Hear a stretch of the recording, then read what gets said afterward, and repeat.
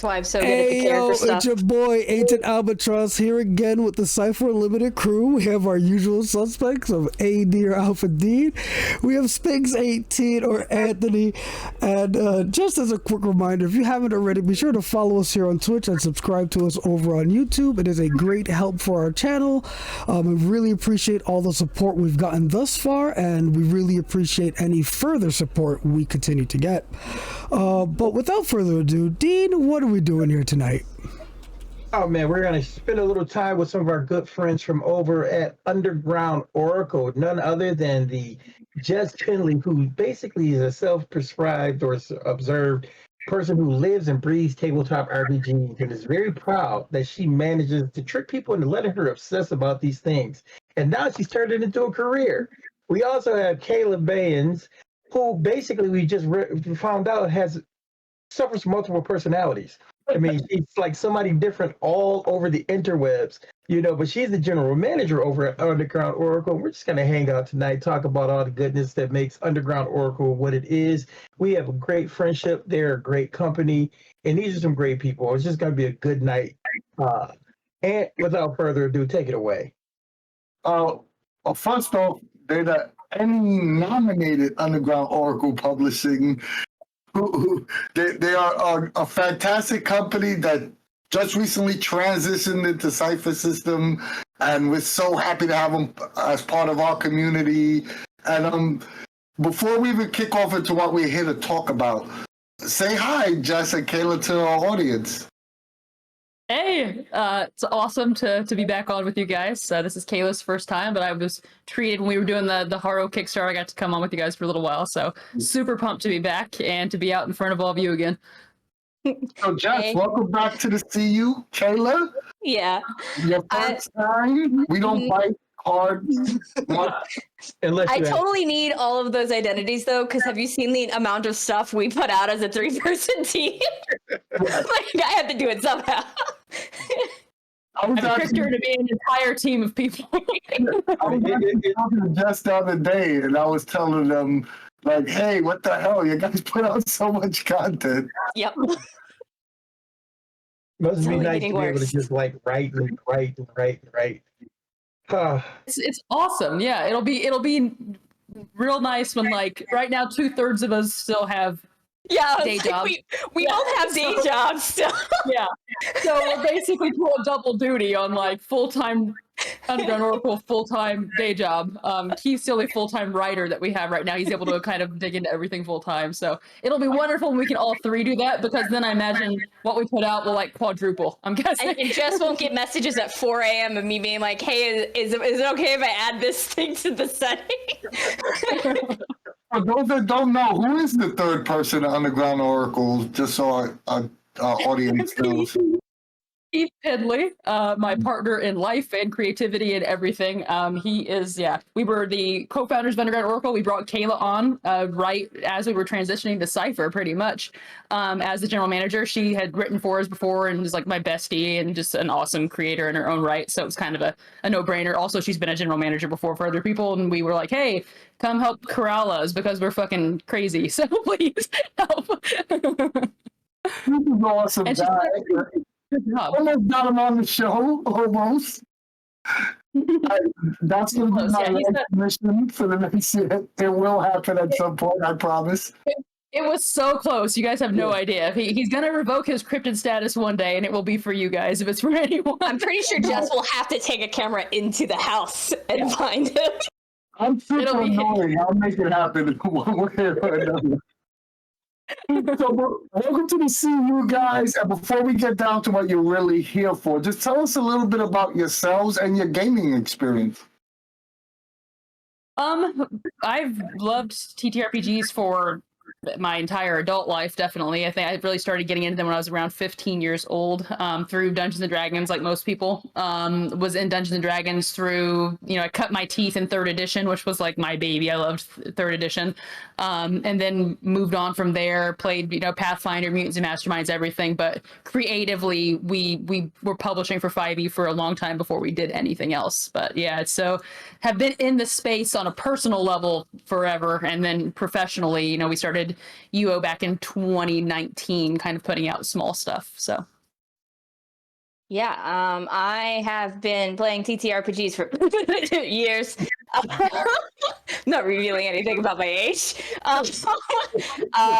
I've been in it a long time. I've been a designer for almost equally as long. I previously worked as the CFO and business manager of another indie publishing company called Little Red Goblin Games. And then I worked for them as a designer after I moved away. Came back and started doing my own thing. I don't remember how long ago because time is nebulous, especially because of COVID. But around whatever time I met Jess, then I do remember that.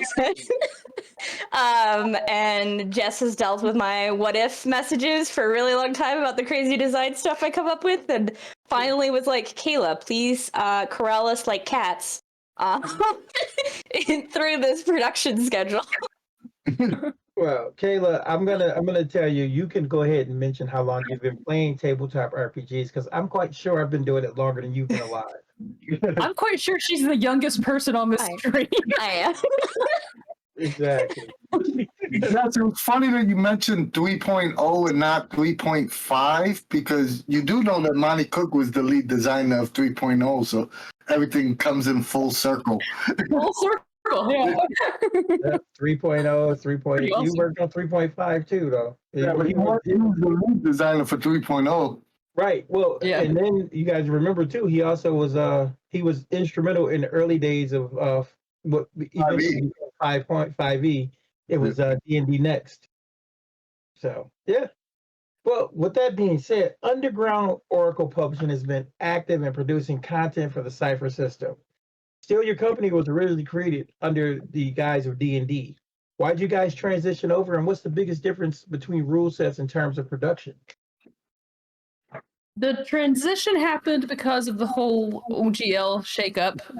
That it shook the whole tree of the third-party landscape, and there have been things like off and on, but we really enjoyed the community that we built, and we really enjoyed creating for 5e. I mean, and it's a fun system to play. There's really no getting around it, and it was a fun system to create for. But with the OGL debacle that happened, we decided that it was time to make a clean break, and we had already had some plans on the horizon where we were kind of going to shift how we were producing and how we were publishing, because up to that point we had been creating small bite supplements and things for people's existing settings that they could slot in really, really easily. And we wanted to pivot into doing more of releasing our own worlds and settings, because we had all these amazing, huge ideas that we'd been sitting on forever and just had gotten into kind of a comfortable rut and doing what we were doing and, succeeding where we were succeeding. So that was sort of the impetus for us just going, okay, since we're going to be making this drastic change anyway, let's just take it to the next level and do what we want to do. Let's turn this into our dream. Like, we're going to take a risk by completely changing systems and maybe losing the audience that we had worked a really, really long time to build. If we're going to take that risk, then let's make it worth it if it does pay off, And if we do crash and burn, at least we crash and burn on our own terms, and because we took a chance and felt like we were doing the right thing at the time. And luckily we did not crash and burn, or we haven't yet. And we have been able to meet a lot of really awesome people, and it's been an amazing transition into the Cypher system. Honestly, creating for the Cypher system, Kayla, can speak to that as well. I think the biggest change for me between creating in 5e and creating in Cypher is that 5e was a lot more rigid. Like, I spent a lot of time creating player options, creating, everything for it. Mechanics was kind of my whole jam. And there were so many little pitfalls and traps and things you could fall into when you were doing that, because things conflict with each other. Things can, be broken or whatever. Moving over to Cypher, you don't really have as much of that. Like, once you have a really good grasp of the system, and because it is such an intuitive system to play and to run, I feel like that bleeds into the design a lot as well. And we're natural storytellers and really verbose anyway, so that's sort of what Cypher caters to as well. It's just more of the storyteller's game than anything else. So it's been a really easy transition for me in that way.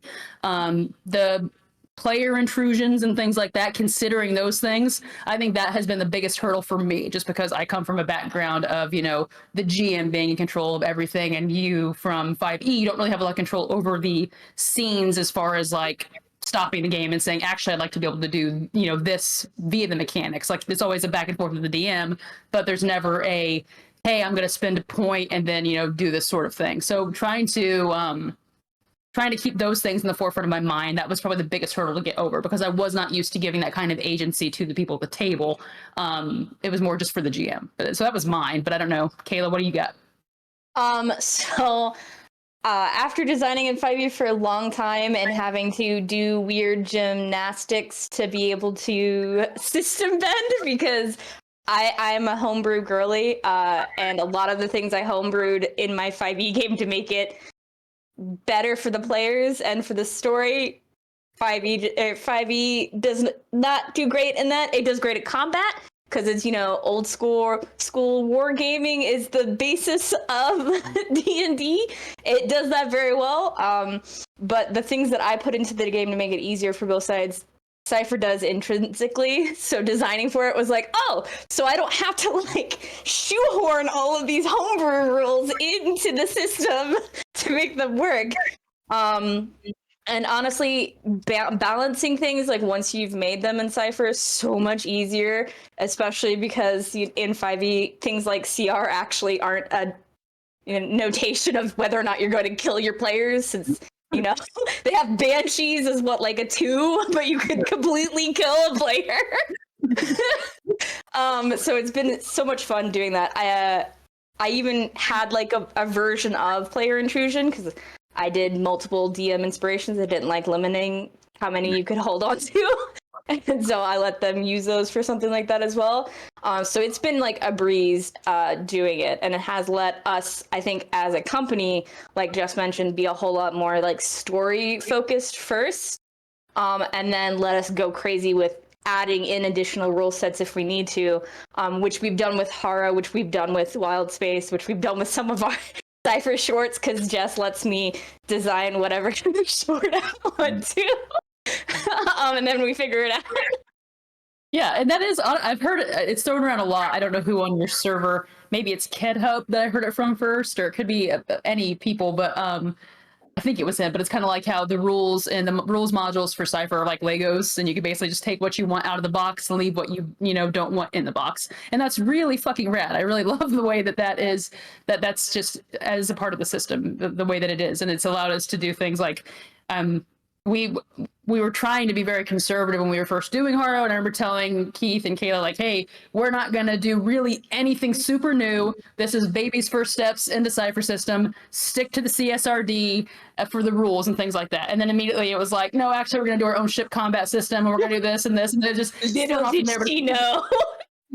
yeah, but it's because it is just so, I don't know, it's so easy, and it clips so well for us. Like, the transition for us as creators to the Cypher System was incredibly smooth. And I think it makes me, that's one of the reasons I really love the Cypher System. Like, I try to get it in front of as many people as possible, because I feel like if you look at it from a design perspective first, you fall in love with it. I don't think you can help but fall in love with it in a way. Like, I think for players and things, sometimes I think seeing the Cypher System rulebook and seeing how big it is and how many options is can be sort of intimidating at first.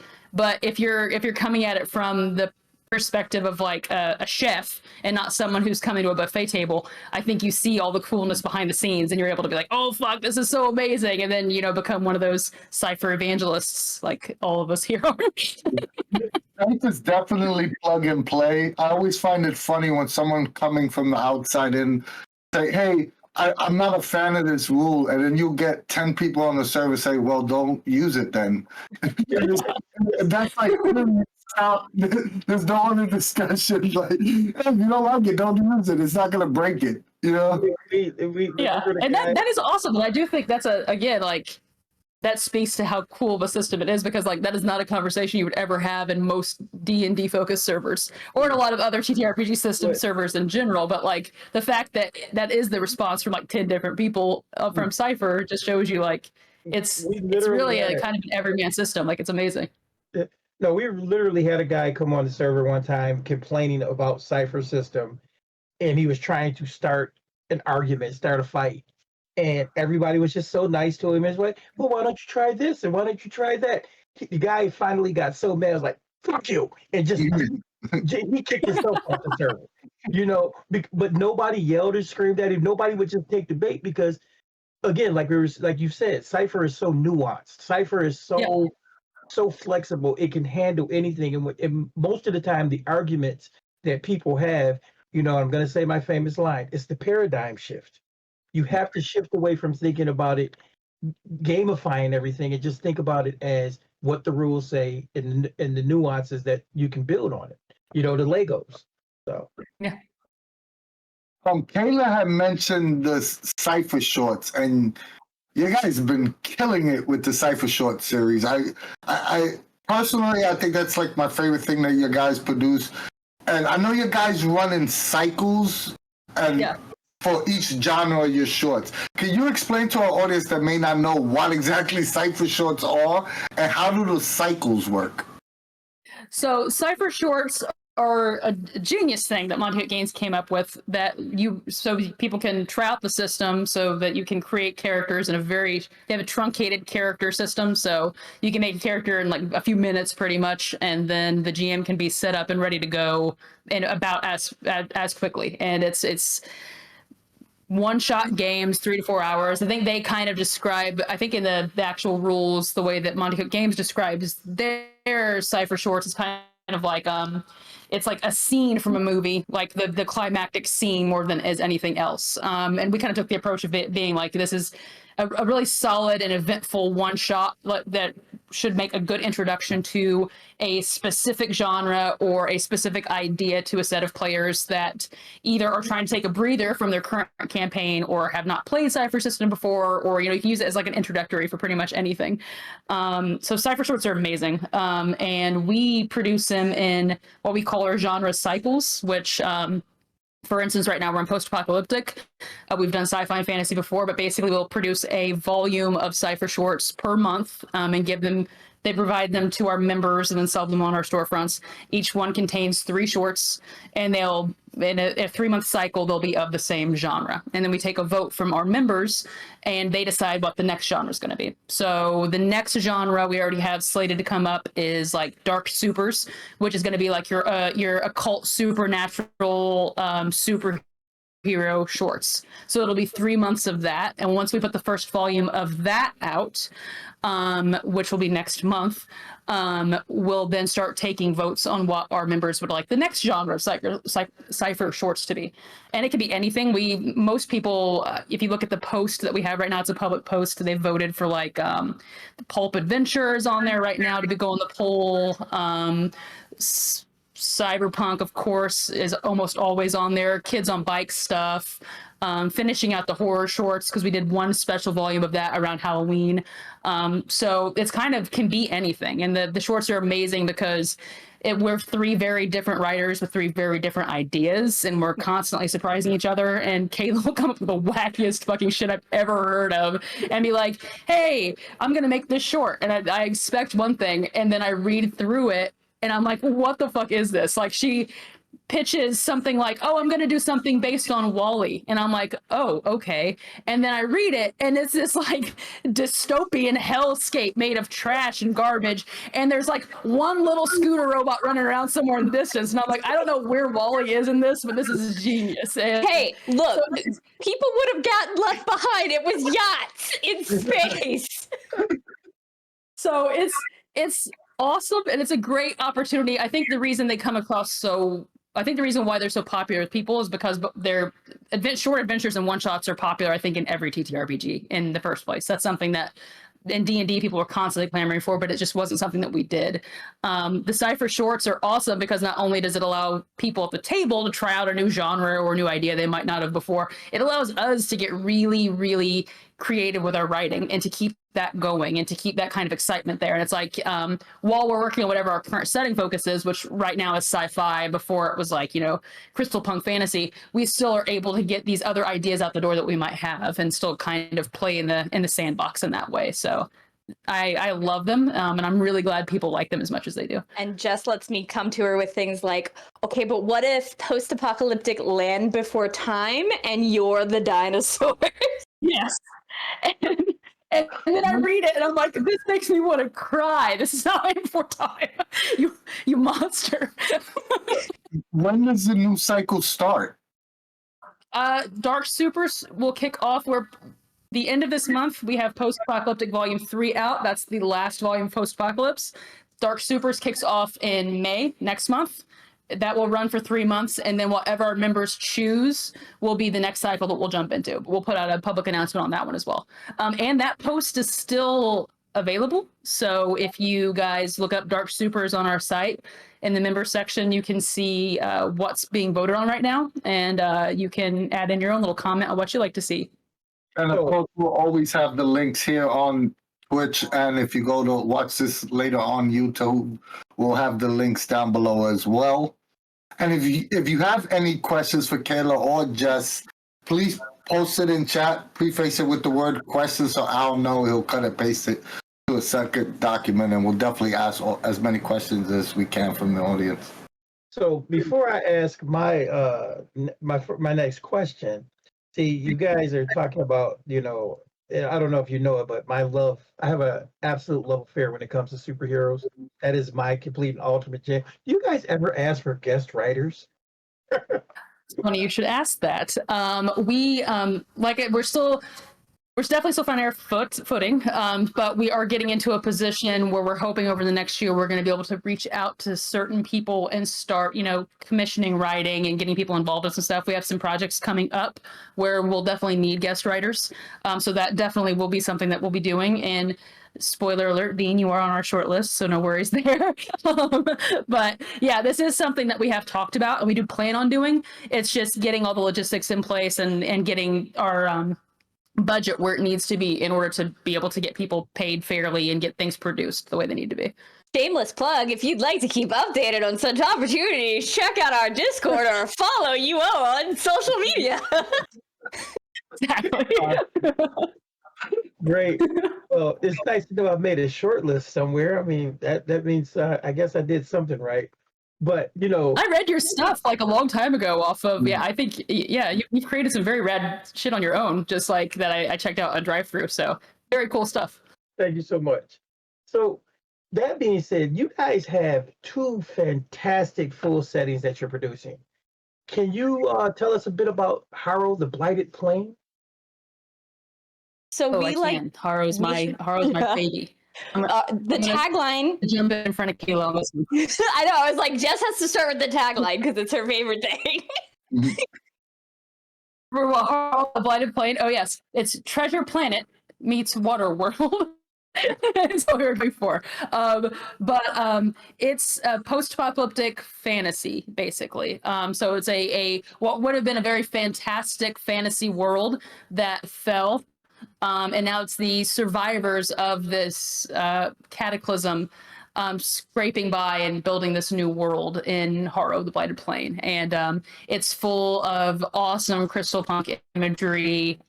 So, crystals, there's massive fungal forests, mutated beasts, it's sand ships, this massive undulating sea of sand. So Harrow is it's a post-apocalyptic setting with a very positive bent. Like the people are very belligerently optimistic that they're going to be able to build a better world out of the ashes that were left behind for them. And that's kind of where you come into the setting is at they're currently in that upswing. So they're trudging up that hill. They've got a couple, 100 years since the last Great War, and they're making their move. And so you play the part of gatherers, which are kind of essential to the people of the 4 nations. You go out into the wilds of Harrow and you bring back important resources, or you just, search for finds that you might want to make yourself more powerful or more wealthy or whatever, and then you'll bring them back to one of the 4 nations, whichever one you're from. The Mound is the most popular one, and it's the one highlighted in the core book as kind of like the starting point. So you leave the Mound, you go out, you come back with your riches, and the Mound is this just massive vertical city built haphazardly on top of each other out of the water sands, and it's divided into these really awesome quadrants and things that you can adventure in, and it's a really, really cool setting. I have to tell you, I agree with you 1000%, Jess. I know it's yours and you have to like it. But You have to like as far as work on stuff you don't like. but as far as a setting, as far as the lore, as far as it being, so rich in sci-fi, but yet still a fantasy, you you nailed it. You've nailed it.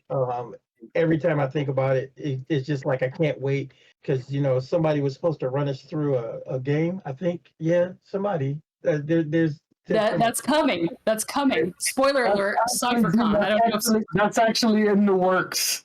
I know. We're talking about that offline. That's with her. I got to mess with her. You got to mess with Jess a little bit. I really appreciate that. Our personal meetings, he would know that.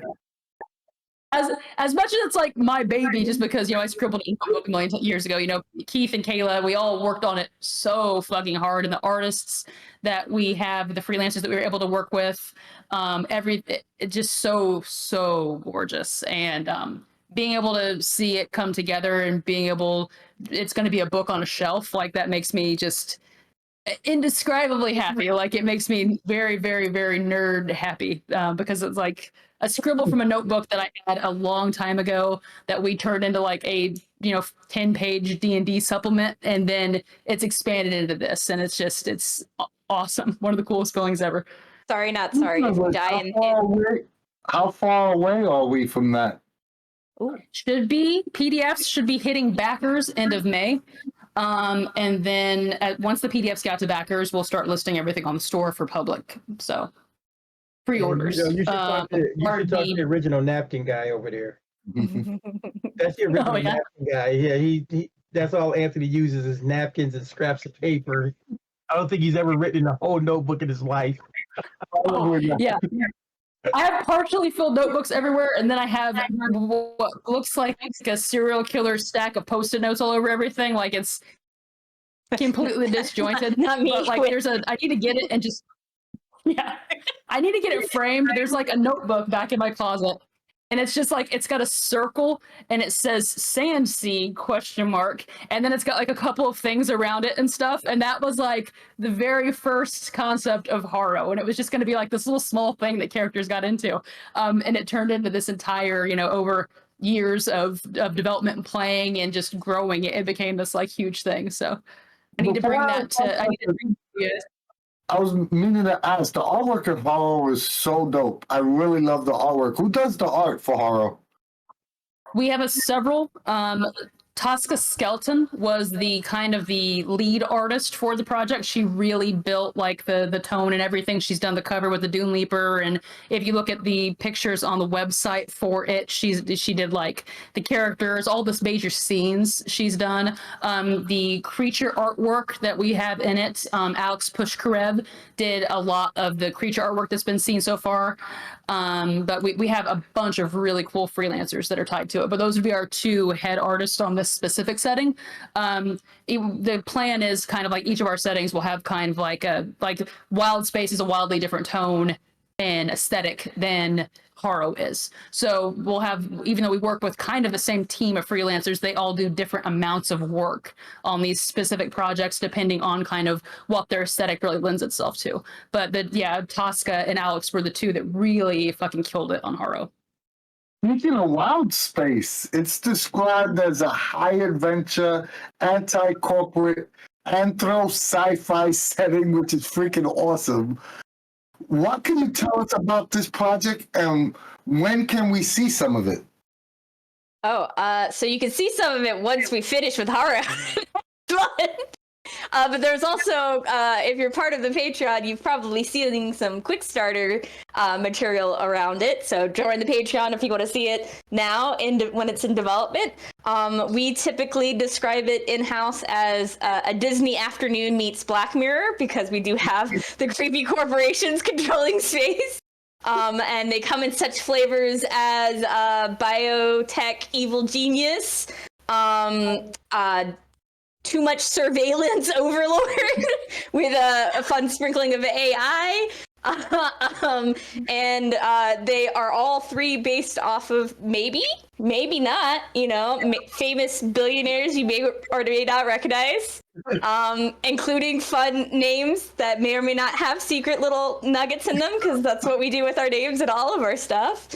You will see that the art style gives you reminiscent of like some characters maybe from like the Goofy movie or DuckTales. It's very much instead of humans making it to space, anthropomorphized animals made it to space instead, and humans became who knows.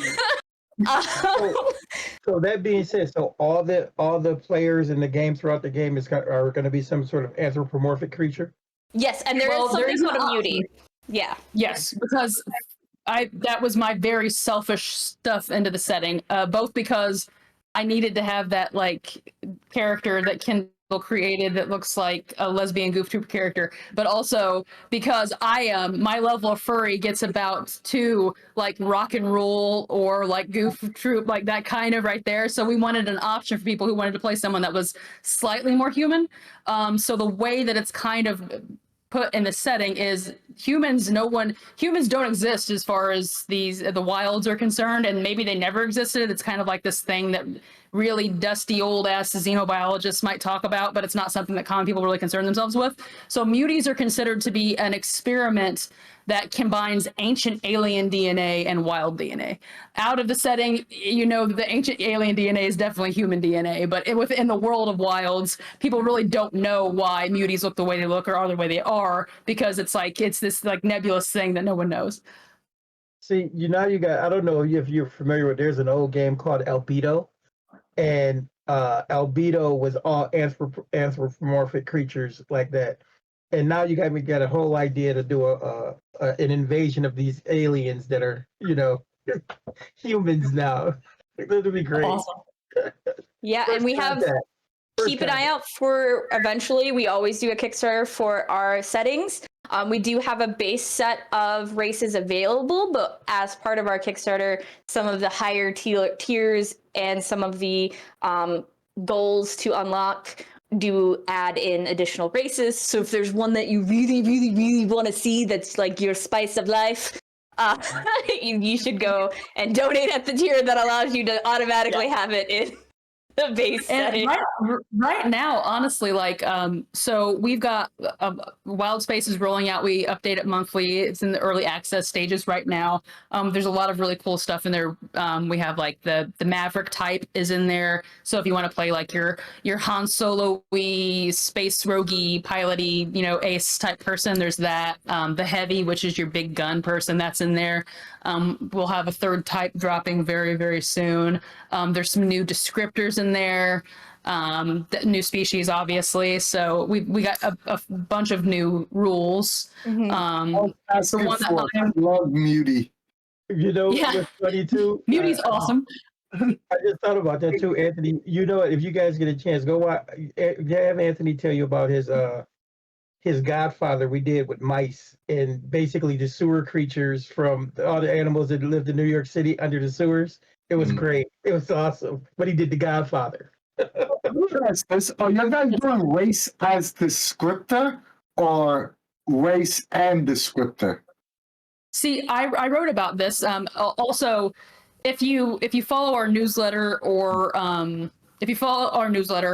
the member posts that we put out, whenever I do the monthly newsletter, I always answer one of the questions from the oracle that people have, and I actually answered your Spigs in one of the old ones, but I think I pooched the email, so it didn't go out to a huge amount of people. But species we do completely separate from, that's just kind of like an in-house thing that we do. So you'll see it in Haro, it'll be in Wild Space. If you see any of our materials, then consider species and descriptor very separate from one another. Like the way that, I just think more options are fun, and I don't think having two is going to ruin the balance of a game anyway. At all. Also, I think it's a good way to kind of show like a nature versus nurture aspects of your character. It's like, what were you born with, versus what has your environment, lent to your personality and to your character. And I think having species and descriptor both covers both of those bases. I'm definitely part of the same camp. Yeah. So I mean, this is great. I'm enjoying this, and you guys are making me excited to get my hands on more stuff. I mean, not that I really need more stuff, but you know. So, what have Oh, you one guys quick done? question before we go on. When's the you mentioned it was going on Kickstarter. Do you have a projected time frame or like what cycle you guys plan to release this on Kickstarter? Just so we could be on the So lookout for it. we will be doing our next crowdfunding campaign. It will not be for Wild Space. It will be for something that people have been asking about that I can't talk about yet, but you guys will be the first to know about it. So we'll have a small backer kit campaign launching ideally around the time of CypherCon. After that wraps up, then we'll probably put Wild Space out there. By that point, Wild Space should be pretty much done. And we learned a lot from the Haro development cycle, so it'll be a faster delivery than Haro was, probably faster than I would imagine a lot of settings will get out because we are going to button it up before it even hits backer kit. But yeah, it'll be the next one. So September will be our next crowdfunder, and then shortly after that, we'll have Wild Space up there. Awesome. So, real quick, I mean, this is just for everyone out there who might be wanting to follow in your footsteps. Is there anything you've learned about the gaming business, in recent time, dealing with Cypher, the CSRD, and so on and so forth that you didn't know before? And if so, what would be some good advice for a person who, wanted to do that? Follow. Oof. So much, honestly. And honestly, you don't. I would love to get to a point one day where I'm done learning tough lessons, but I doubt that's going to happen. So I'm just going to roll with it while I can. But I think the biggest things to remember are that I think I said this on your last podcast that I was on, or your last stream that I was on. You're going to fuck up. That's what is going to happen. Fuck up fast and frequently. Just do it. It's better to do it wrong the first time and learn from that than it is to be frozen in place and not do anything at all. Also, asking people for help or for anything. I mean, if you guys taught me anything, it's that I should definitely not be as afraid to approach people and just be like, hey man, you think you can give me a help with a boost here on this thing? Or do you know anybody who might know something about this or whatever? Like your fellow creators can be just boons to you and can really help you out in a lot of spheres that you might not be the most comfortable with.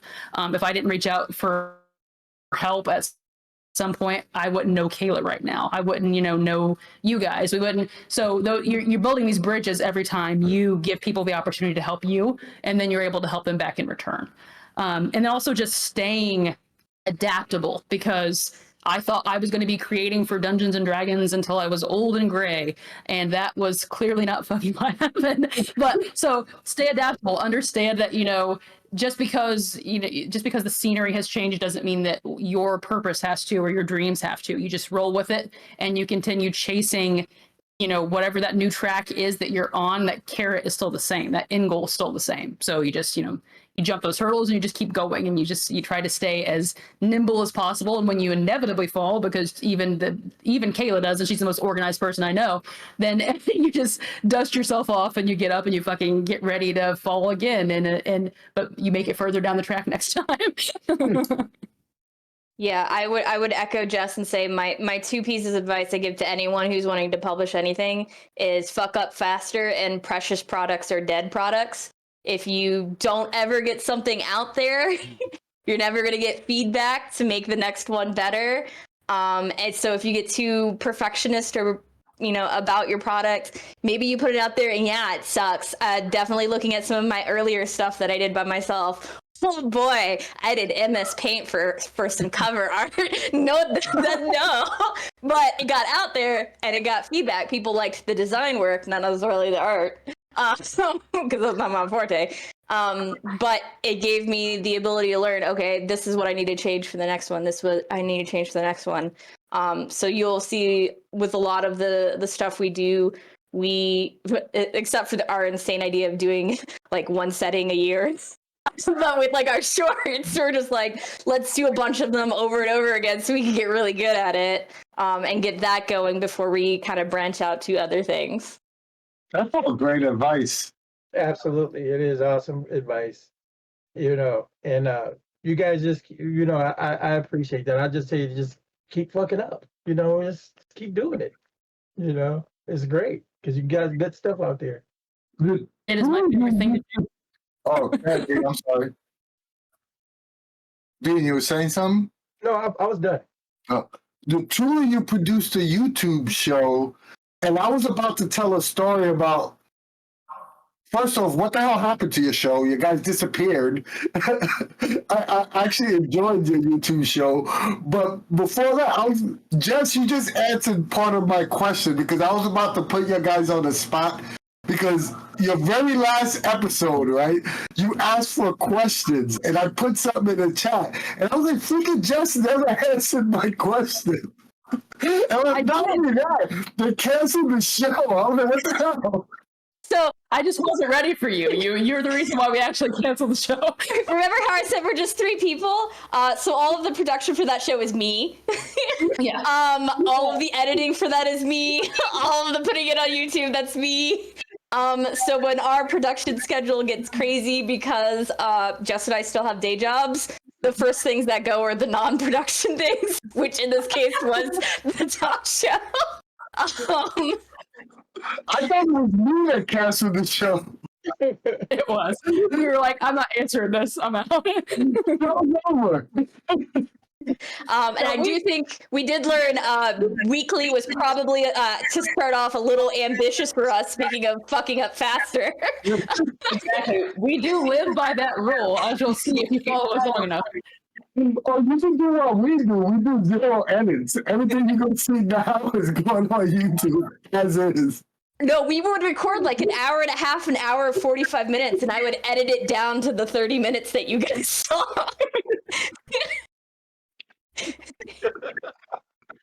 But yeah, it was awesome and it was fun. But yeah, we are very ambitious people who have a lot of really rad shit that we want to do. And sometimes we, specifically me, forgets that we are only 3 people. And sometimes only one of us has the necessary skills to tackle something like the YouTube show. So as much as I could sit and talk my ass off for hours, that doesn't do Kayla much good when she then has to edit everything down and put it up and stuff. And I'm still like, hey, where's that next short at, man? Yeah. We're supposed to have that in right Putting both of us together always made the episodes like twice as long, and I needed to edit it.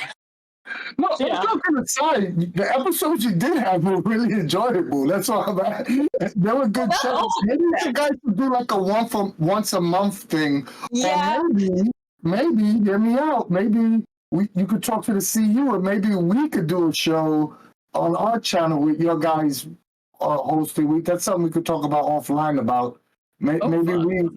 Maybe we can help you out that way somehow. Yeah, like I said, the fucking up faster we learned once a week was too much. So like once a month seems maybe more attainable. Yes. You know what? You guys are being so nice. Anthony messed up. What was the question you asked, Anthony? It was about the race and descriptor. Oh, okay. But I asked it on you, and I was like, what the hell? They never had another episode. And then the GM and you start thinking of scenarios of what they were contemplating my question, and Kayla and Jess had an argument. Yes, it is in the doc. It's in the call sheet. It's in the call sheet for the next episode. We just never recorded the next episode. You split up Underground Oracle. I want you to know. You did. You caused a schism. We couldn't get past it. It's too much. You guys already know me and Anthony it's not a normal show if me and Anthony don't have some sort of debate. So he's just starting over there too. So either way, you guys at least do one more show for the Yoko Ono out here. Let us know. We've talked about bringing it back because it was something really fun that we enjoyed, and it's really awesome to hear that you enjoyed it too. It's just we're trying to get everything like things on the production end. We need to get like way far out, so then we can comfortably be like, okay, let's. Now we have fun and we get to dick around a little bit more. But once a month, I think, is something that we had already talked about returning to. On the back end, to reveal a little bit more of fucking up faster, we would record like 2 or 3 episodes worth of stuff in one go. And then I would edit and we would have them ready to go. And then our schedules exploded. So fucking up faster, but into good use. That's normally life. Life likes to, throw you curveballs. Yeah, but I think we have like 2 or 3 more episodes worth of call sheets ready to go. Yeah. Nathan put it the best. He said Al does zero editing on the show. He's just like, here it is. Here's some Spigs and Gene yelling. That's pretty much it, JC. Don't tell anybody our secret. It's kind of what happens. It's man. working for you guys, though. You guys are charming enough to pull that off. I feel like once people listen to me uncut for an hour and a half, they'd be like, no, thank you. 12 topics later, you get Jess back on topic. Yeah, exactly. Well, so if someone wanted to support Underground Oracle Publishing or purchase some of your wonderful, wonderful, magnificent, innovative products, how could they go about it? And what would you recommend them to start with? Undergroundoracle.com is the hub for everything. We recently, I think time is a flat circle, so I can't remember exactly when we did it, but it was recently, relatively. But we relaunched the site, and we have all of our memberships and things handled through it now, and a storefront. We'll also have some merch hitting there soon. But you can go there, and you can join for as low as $2 a month, and that gives you access to the monthly member bonuses that we put out. And we'll create things like we have several Cypher organizations that we've created, which is like a new rule option that provides new tier 1 through 6 abilities for people to kind of simulate what it's like to go through a guild or an organization, and get abilities from that organization. We have creatures, NPCs, items, ciphers, artifacts, all that jazz. And then it kind of steps up from there with more, you get more options each time you go up a tier. Recommending what to start with. If you do the $3 tier, you get access to our current developing setting focus. And that probably has the most bang for your buck, simply because you get like, which most people watching this won't need it, but you get the Cypher System rules from the CSRD inside of those early access documents. You get voting on how, voting and feedback forms that no one else gets access to, so you can kind of help determine what's in the final setting. You get new ciphers before anyone else does. You get a look at new species types. So it's like a whole constantly growing setting that you get to have your hands directly on, and you get to have your input on. So that's the most bang for your buck and a really good place to start. Also because Wild Space is not a hard sci-fi setting. So it makes a great transition for people who might not be super comfortable with sci-fi. I know that a lot of people are more comfortable in fantasy and things, and sci-fi is kind of a tough jump for certain audiences to make. Wild Space eliminates that because it's much more like high adventure, in your face science fiction than it is like really, really hard sci-fi. But the Cypher shorts are also super great. You can start with any of the volumes because they're all independent of one another. All the shorts are independent of one another. They're all just separate one-shots. And so you can kind of pick your genre of choice. We have fantasy, horror, sci-fi, and post-apocalypse right now. We'll have Dark Supers coming soon. If you join our membership tier at the $5 level, you automatically get access to Wild Space, everything below, but then you also get whatever the current volume of shorts is every time it releases as well. So that's a way to save money, and it also gives you voting access on what the next genre cycle will be and a lot of cool stuff like that. So I would say if you're looking for a lot of options to sprinkle into whatever you're doing, then I would say starting at the $3 tier so that you get all the cool monthly bonuses and all the Wild Space stuff or whatever the setting focus is at the time. Starting there is the best bet. If you're more set on, introducing people to Cypher or running one-offs because you already have your own campaign going, the Cypher shorts are a really good bet. Awesome. I'm biased, and I will say the Cypher shorts. And I'm going to second that for anybody out there. Their Cypher shorts are absolutely great. I've used several of them in my demos in order to springboard, little mini campaigns. They are very inspirational, and they have a lot of little, interesting doohickeys to go along with it. They're very inspirational. So, guys, awesome. Thank you. Before we go into our audience questions, and if you guys don't mind, you'll stay back and answer a couple of questions from the audience. That'll be awesome. Yeah. Is there anything else you want us to know about Underground Oracle Publishing that we haven't already discussed? Oh, Gazettes. in addition, yes, the Gazettes. In addition to the Cypher Shorts and our current setting focus, we're also doing quarterly Gazettes now that kind of explore what we consider to be our core fantasy setting of Quasaloth, which is what we were creating a lot of stuff for when we were doing for 5e. So these Gazettes are kind of like 30-ish page splats that have creature options, player options, different things, and they come out on a quarterly basis. The last theme was kind of like beauty and romance, and so we introduced like a god of love and a focus for her followers. There was a really cool new option for mounted adventures, so you could kind of like get that cool creature companion that you want and get all these tier options to be able to grow with it and have all these special abilities because you want to feel like you're a knight on a steed, or you want to feel like, you know, you have that really, really cool mount that you see in a lot of those fantasy, you know, tropes that we all love. The whole thing was packed with a lot of really awesome, really lore heavy stuff. And we'll have another one coming out also in May. May's a big fucking month for us. I just realized. Somebody's everything. sleeping in May. Well, now, guys, because it's gonna be the next themed one, Gazette, is actually going to be Fae themed. So it's going to have a lot of really cool, again, player options, creatures, locations, just a lot of stuff for both GMs and players, and, you know, just casual readers who want to see what they might be able to poach for their own fantasy worlds. Everything's tailored to Quasaloth, but it can fit into any fantasy setting with, you know, a little zhuzh back and forth. So, but super, super awesome stuff. And this Gazette does come with a short. So if you want to try a short in Quasaloth and see if you want to do a whole thing in it, it's in this one. That is true. It's a bonus short next month as well. And I don't know if you if you look at the cover for the last one we did, Tosca did that, and it just shows.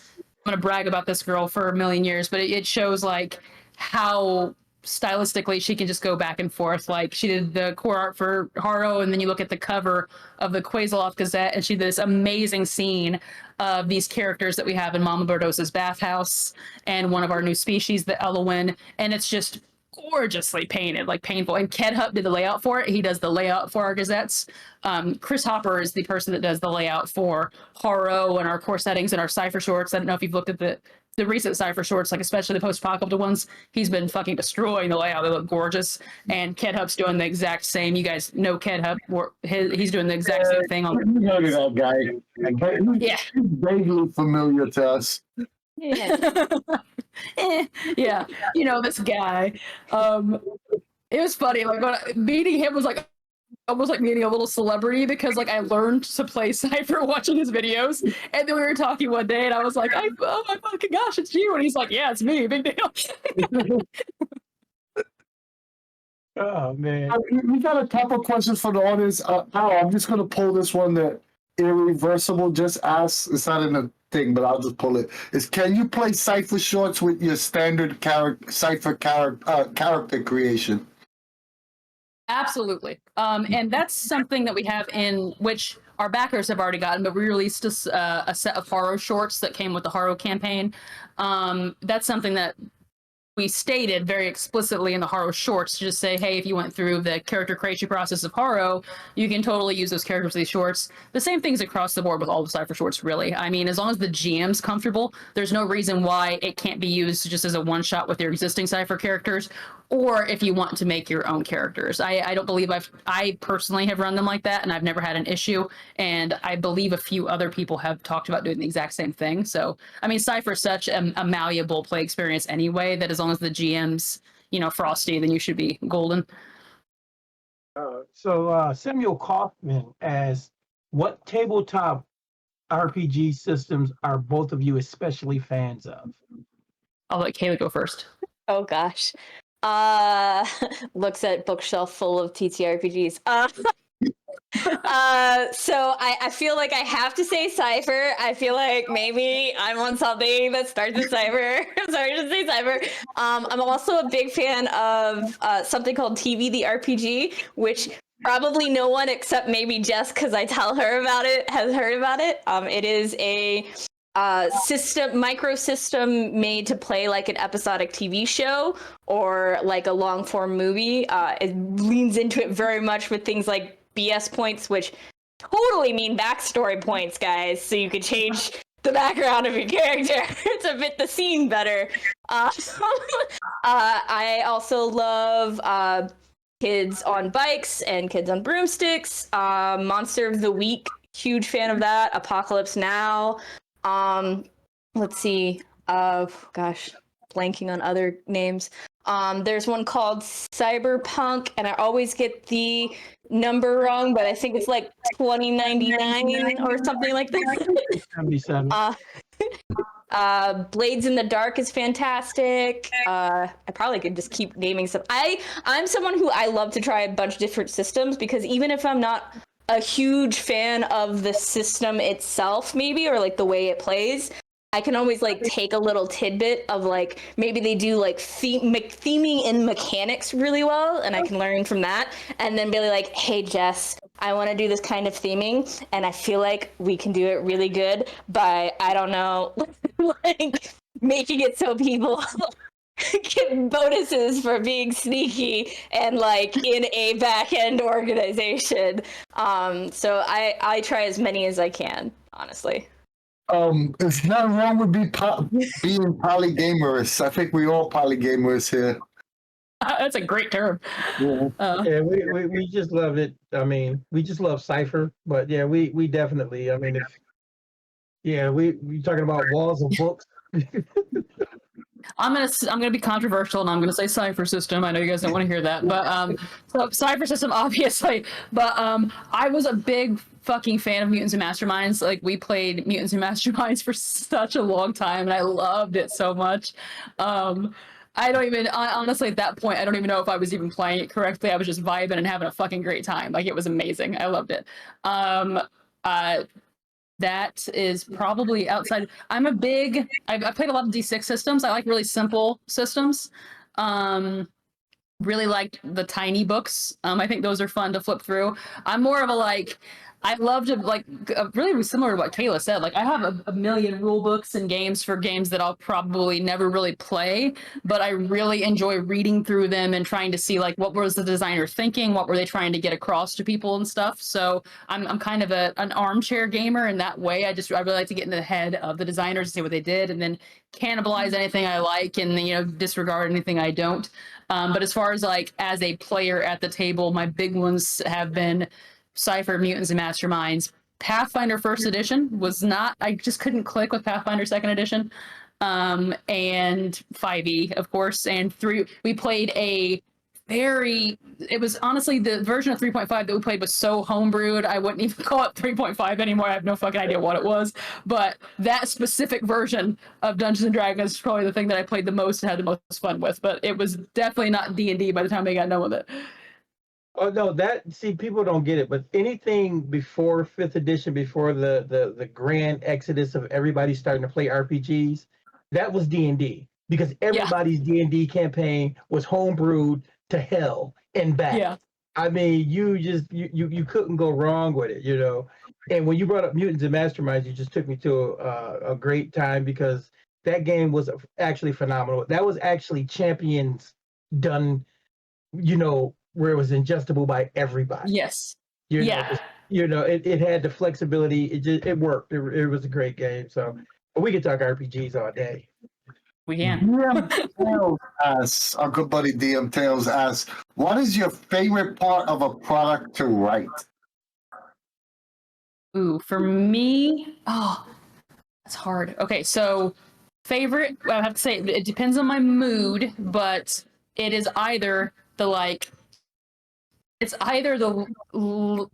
deep lore, like you're setting up the deep bones that you only expect a super fan or nerd to really ever reference or remember, or take to their table, or it's the player options. Like I really love writing and designing player options, because and this is going to sound even dumber, but the little pieces of flavor text that we do quotes for like NPCs or something, like that's something that we've carried over from what we've always designed, but we try to give any primary NPCs or any named NPCs, we always give like a sentence of flavor text, because that was like my favorite thing that's what got me into Magic the Gathering, was like these little brief tiny windows into this world and into these worlds they would create. I fell in love with that, and it's something that we like to try to apply to things in our world as well. And those little tiny sentences that are talking about an item or just a quote from a character or something, they can give such a glimpse into a world that you're developing that it's a beautiful thing. Mine's gonna sound a little bit like a cop-out, but I'll explain it, and Jess can back me up because she tosses me just about everything. So I really enjoy writing everything, but because I more enjoy the process of like puzzle piecing them together to form like an experience we're going for, right? Like, yeah, you can do that with just the like lore writing, or you could do that with just the player option, but then maybe you only get the DM with the lore, you only get the player with the character option. If you have enough of those pieces kind of fitting together to form a bigger picture so that everyone's on the same page with the theme and the experience that you're going for, that's more my vibe. That's awesome. Yeah, that is awesome. We have one last question. Dean, you want to ask it before I go on a rapid fire question? Yeah, Jack One Spade says, favorite campaign setting that you did not work on but enjoyed. System does not matter. Ooh, favorite campaign setting that okay. I actually, we're creators, so we're narcissists by definition. So almost every role playing experience I've ever had has been in a homebrewed world of some sort. But I loved the Iron Kingdoms campaign setting. Like, I loved that so much. The idea of these like goblins working on these trains and like it was everything about that just grasped me. And I think it was because it was so different than everything else that I was doing at the time, that I had read at the time. The aesthetics of the setting, the everything was just absolutely like it grabbed a hold of me and wouldn't let go. And I never played a fucking game in that setting ever, but I read the book so much because I loved it. So that would be my favorite like setting, but I guess that's cheating because you said played in Changeling the Dreaming. Changeling the Dreaming, I really, really enjoyed that setting, again, because it was different than anything else that I probably would have done. And I hadn't really played anything like modern up to that point. And so it was a really different play experience, and I really loved the Kith books and stuff. Like, I thought they were awesome. So that'd be mine. I'm going to be a little biased because I'm still playing in it and say Old Gods. Oh, Hi, Scott. I really my genre of horror is just enough to like make you uncomfortable. And like let the players live in that uncomfortable space for way too long, and Old Gods is set up perfectly for that. So I've had a lot of fun playing in that setting. Oh, wait till Magnus Archives comes out. I think that's going to be right up your alley. Magnus Archives is going to be such a blast for everybody. Yeah, both those podcasts are rad. I'm specifically a fan of Old Gods. I've been following that podcast forever. So Jess really, is really actually the one that sent it to me to listen to. Yeah. Awesome. All right, here's where we go into our rapid fire questions, guys. Jess experienced this already, but it's okay. You can be a repeat offender. But Kayla, here's where we dig deep into your soul, right? We pull out your essence. We stretch it on the table for the whole world to see. Are you ready for our world famous rapid fire questions? Bring it. Let's go. Question I'm not caffeinated. one. And Jess, you feel free to answer again because you might have changed your answers over time. But player or GM? I always end up being a GM, but I love being a player when I can. Pull punches or TPK? I don't pull punches, so if you're going into TPK, it's your fault. Nice. Online or in-person gaming? I prefer in person. Not wrong with that. Announce the difficulty or keep it secret. Keep it secret. Sweet snacks or salty or sweet snacks at the gaming table? Oh. So I have a rule that if you bring the GM sacrifices, you get bonus things in game. And I'm not picky on if it's sweet or salty. RP or combat? I'm a big RP first person. PDFs or physical books? Physical books. Pen and paper or digital notes? As a player, pen and paper. As my stack of notebooks can attest. As a GM, digital. Pre-written adventures or original content? I mean, I feel like I have to say original content. All right. Well, Survived on rapid fire questions. I feel like Jess would appear behind me if I didn't say original content. I did. Your life was in the balance right there.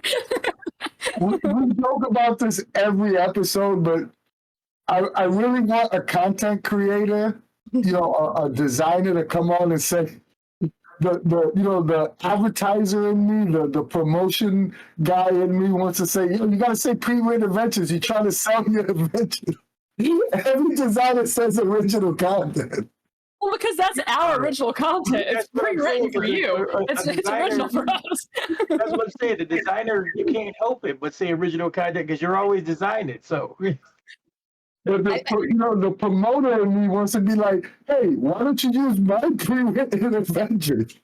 I feel like also, I feel like designers are also huge homebrewers, so we're mostly original content even out of work. Exactly. I mean, it's funny because like pre-written adventures end up becoming homebrewed anyway. Mm-hmm. Because you take it and then you pull it apart. Oh yeah, I like that, but I don't want that. So that's a whole new adventure anyway. Oh yeah, like I have tons of setting books written by amazing people who I'm sure poured hours and hours of their life into it. And I looked at it and I'm like, oh, I really like this tone or this like aesthetic. I'm gonna take it out and use it in my own stuff and not touch your setting book again. And I fully expect people to probably do the same thing with my stuff, but you can't really help it. Yeah, I personally love reading pre-written adventures, even though I rarely run them unless it's a con format. Like a convention format where I'm running for a company. But I love reading them. Like I'll just cut them and take them out, and make whatever I want from it. I never run a pre-written adventure like verbatim unless. And I barely do it at a con. I know, dude. I barely do it at con formats either.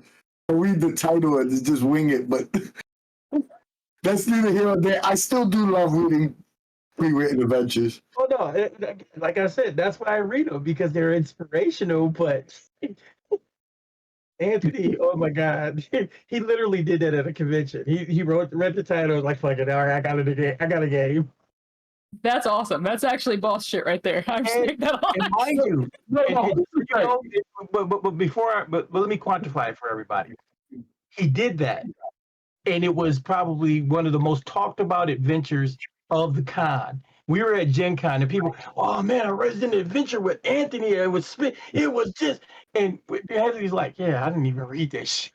Yeah, but in my defense, right, I would have read it, but I was standing there waiting on Dean to go get lunch, and the GM canceled, and I wasn't going to leave MCG out to dry. So they was like, hey, you want to run this? I didn't read the adventure. I read the title. I said, okay, I'll run it, and it was nothing. It was nothing in the, I still don't even know what was in the adventure, but that's an amazing idea for a stream for you right there. You have your users create a title, and then a panel of people just quickly create an adventure idea around that singular title.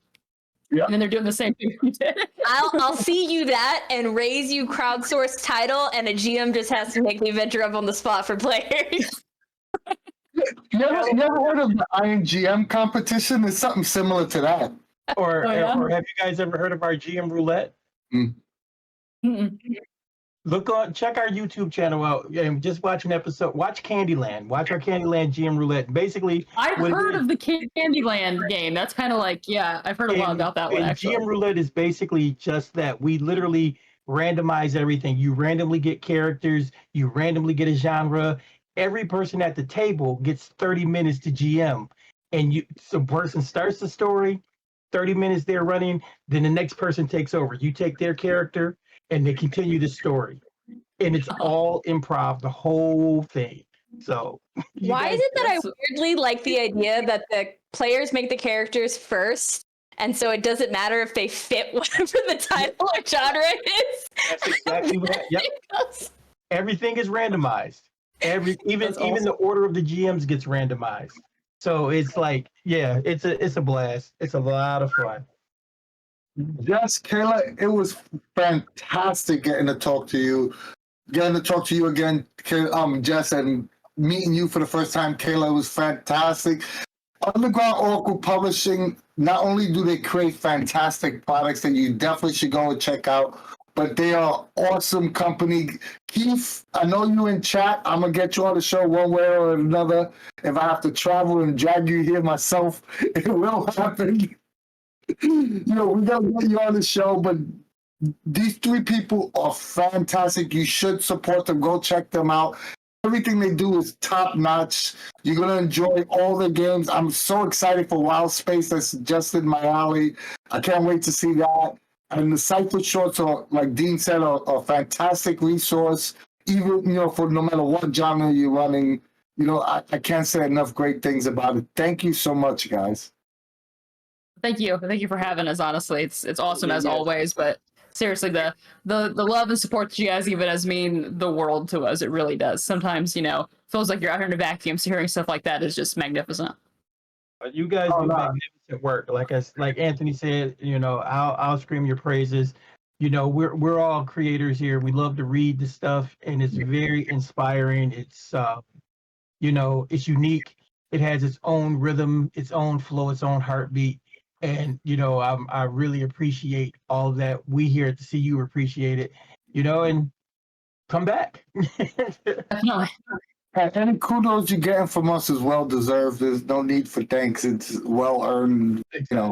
A couple of quick things before I go into my outgoing speech. I don't know if anyone saw. If you are interested in CypherCon GMing as a GM, you have to go to the Monica Game site and register prior. So within the next 2 weeks, there will be a actual sign-up sheet where you can post your games, but you must be registered with MCG first.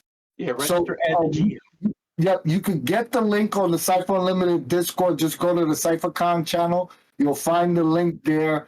And go register if you want to run a game. I will say this. I've been reading the chat. Last year, CypherCon was 3 weeks. This year, it's 1 week. So that means there's only going to be a certain amount of slots of games. So I would suggest, if you're really serious about running a game, register quickly and post the game quickly, because there's only going to be a limited amount of game slots. And I see some people in chat are talking about running 5 or 6 games. I don't think that's going to be possible for one GM, to be honest, because we probably want a wide variety of GMs. So post your games as soon as the sheet come up. I would recommend that you post your games quickly, because you might be shit out of luck if you wait too long. Sounds like a plan. Well, Anthony, take us home. Yep. If you like us and you like what we do, join the Cypher Unlimited Discord server for all things Monica Games. We have the largest run Discord server, and we just thank you, Sam, for revising the entire server. It's way prettier now. Go check it out if you haven't been there in a while. We changed up a lot of things. It's the largest Discord server for everything MCG. But if Discord's not for you, join our Facebook group. Not as big as our Discord, but there's still great conversations being had there every day. If you find it in your heart, give us a subscription here on Twitch or go to our YouTube channel and like, share, and subscribe there. We're still trying to build both platforms up, and any help we can get is greatly appreciated. Our videos are always free, but if you want to help us out help us out financially in any way, give us a little donation on Ko-fi. It helps us out with little things like setting up cons and doing giveaways. Or you could go to our online store and pick up some cool Cypher Unlimited merch, like the hoodie I got on or the shirt D got on. And last but not least, we love you guys. Yep. Thank you guys so much for coming by to watch, and thank you Jess and Kayla for coming on to talk to us about Underground Oracle. Y'all are definitely doing some wonderful things out there, and yeah, if audience, if you have not checked it out yet, definitely check it out. The links have been abound the whole stream, and if this is on YouTube, it will be in the description. Yeah, so thanks again everyone, and as usual from us at the CU, we will see you later.